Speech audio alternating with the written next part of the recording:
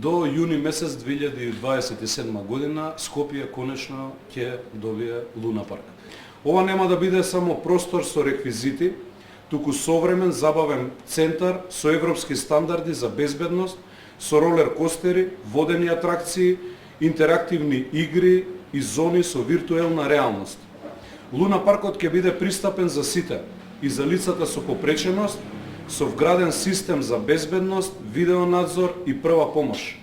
Поставуваме нов систем на дневни центри и прифатилишта за жени жртви на насилство, нови сервиси за семејствата и парамедик служба која ќе им помогне на најранливите во нивните домови. Со фонд за лица во ризик обезбедуваме здравствена и социјална поддршка во градот, а јавниот простор и транспорт го правиме пристапен за лицата со попреченост. Градиме центри за дневна грижа за старите лица. Отвараме мултисензорски соби во училиштата за децата со пречки во развојот. Враќање на Скопскиот фестивал, еден од најбитните музички настани кои што градот Скопје некогаш ги организирал, кој што за жал ја изгуби својата традиција.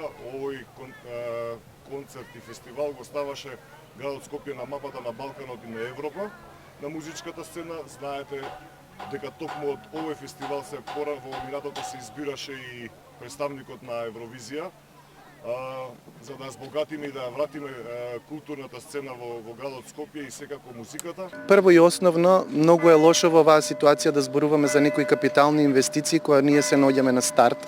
Треба да го исчистиме градот, нема да го исчистиме за 2-3 дена, туку за 33 дена, како што ни е бројчето. Првенствено тоа да се исчисти градот комплетно.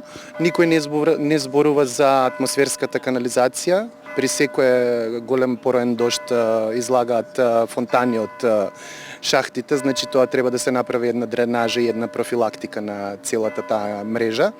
Позади нас е конзервираната мала депонија на Линдан, која што не се чисти од јануари оваа година, иако се издвоени пари од буџетот. Има пари од Обединети нации добиено за чистење на таа депонија.